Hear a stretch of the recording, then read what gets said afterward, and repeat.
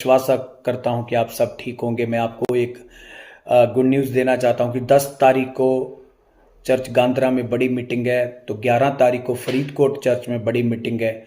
दोनों मीटिंग शाम की होंगी। तो इस मीटिंग में खास करके तेल के साथ आपके ऊपर प्रार्थना की जाएगी, अरमाल के साथ प्रार्थना की जाएगी। तो तेल के साथ प्रार्थना करके बाइबल कहती है तेल लगाकर बीमारों को चंगा किया जाए। तो वचन के अनुसार हम काम करेंगे परमेश्वर का। तो आप सब लोग तैयारी के साथ आना।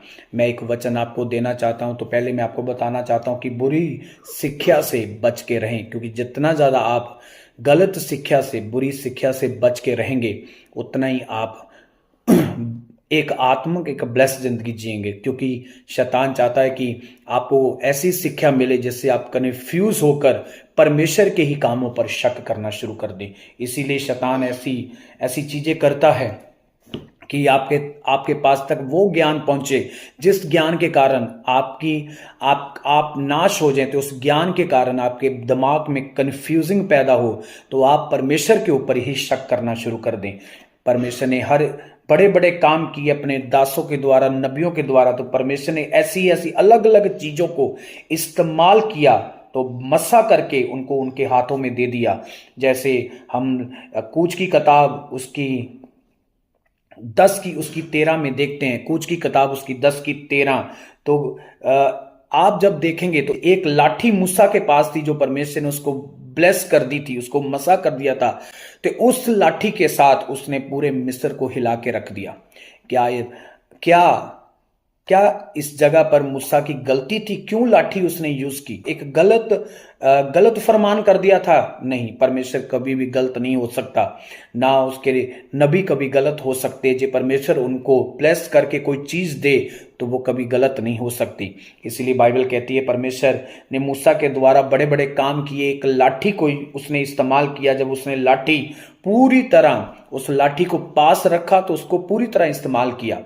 तो इसका मतलब है, तो आज के टाइम में जो एक लाठी लेकर हम प्रार्थना करेंगे तो लोग कहेंगे गलत है। लोग बहुत सारी टिप्पणी करेंगे, बहुत सारा बुरा कहेंगे, बहुत सारा ऐसा ऐसा बोलेंगे कि आपने एक क्या जादू टूने वाले काम कर रहे हो। क्या वो पुराने टाइम में क्या परमेश्वर का एक गलत फैसला था? क्या मूसा मूसा का गलत फैसला था कि वो लाठी लेके पूरे मिस्र में जा रहा था? तो एक बड़े काम कर रहा था। परमेश्वर के बड़े काम होते हैं। परमेश्वर कभी भी गलत नहीं है। प्रभु जो करेगा पृथ्वी पर वो बड़े कामों करने की ताकत रखता है। इसीलिए आपको बुरी शिक्षा से दूर रहना है। परमेश्वर अनॉइंटिंग के साथ, तेल के साथ वो काम करे, वो मिट्टी के साथ काम करे, वो वाटर के साथ काम करे। वो उसकी मर्जी है, वो जैसे चाहे वो काम करेगा। इसलिए बाइबल कहती है उसने बहुत सारा काम पुराने नेम में देखो। जब अलीशा ने एलिया की सेवा की तो बाइबल कहती है जब वो उठाया गया तो उसकी जो कपड़ा था, उसकी जो चादर थी, वो अलीशा के ऊपर आई। तो बाइबल कहती है डबल मसे के साथ वो ब्लेस हुआ। क्या परमेश्वर ने कितने बड़े बड़े काम किए। तो नवे नेम में भी अनॉइंटिंग का तेल का जिक्र है कि आप जब तेल पकड़ेंगे तो वो क्या हो जाएगा? वो मसा हो जाएगा। जब उस तेल से आप प्रार्थना करेंगे तो वो ब्लेस होगा। जैसे सैमुअल ने तेल लिया तो जाकर दाऊद को मसा किया, उसके सिर के ऊपर तेल दिया तो वो मसा हो गया। तो बाइबल कहती है तेल का एक बड़ा रोल है वचन में। तो आज तेल की खिलाफिता करते हैं लोग, वाटर की खिलाफिता करते हैं। परमेश्वर ने बड़े बड़े मौजदे किए अलग अलग चीजों के साथ। यीशु मसीह ने मौजदा किया मिट्टी के साथ, और बड़े मौजदे। औरत ने उसके पलड़े को छूकर वो चंगी हो गई।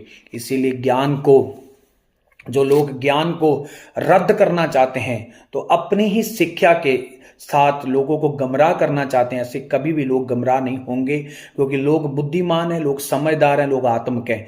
तो इसीलिए आपके जीवन में कन्फ्यूजिंग ना पैदा हो, इसीलिए गलत शिक्षा को, गलत ज्ञान को सुनना बंद कर दें। क्योंकि जो गलत ज्ञान को, गलत शिक्षा को सुनेंगे तो आपकी ही आत्मा के ऊपर असर होगा। तो जब एक कपड़े को टच करके एक पास्टर जब लगाएगा तो क्या वो मसा, क्या ये पुराने नेम में हो सकता था? नवे नेम में क्या पौलुस गलत है? क्या वो चेले गलत हैं? जहां परमेश्वर का आत्मा जो लिखा रहा है कि ऐसे ऐसे करो, जो गाइड कर रहा है, क्या वो गलत है?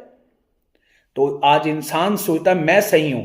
लोग परमेश्वर को उनके दासों को, नबियों को, पवित्र आत्मा को गलत साबित करने की कोशिश कर रहे हैं, पवित्र बाइबल को गलत साबित करने की कोशिश कर रहे हैं, तो अपने आप को अच्छा साबित करने की कोशिश कर रहे हैं। ऐसे कभी परमेश्वर ऐसे लोगों के प्लान को कामयाब नहीं होने देगा। प्रभु का काम बड़ी नीति से ग्रोथ करेगा। तो मैं आपको गुड न्यूज दे रहा हूं, आपका वेलकम करता हूं, आपका स्वागत करता हूं कि आप आए। तो आपने पूरा आनंद उठाना है इस मीटिंग का। 10 तारीख को गांधरा चर्च, 11 को फरीदकोट में दोनों बड़ी मीटिंग्स है। आपने इसमें आकर आपने ब्लेसिंग्स होना है, इसमें ब्लेसिंग को प्राप्त करना है। तो तेल के साथ आपके ऊपर प्रार्थना की जाएगी, आपको तेल दिया भी जाएगा, आपके ऊपर प्रार्थना भी की जाएगी। God bless you. अपना ध्यान रखना, प्रभु आपके साथ है। God bless you. आमीन।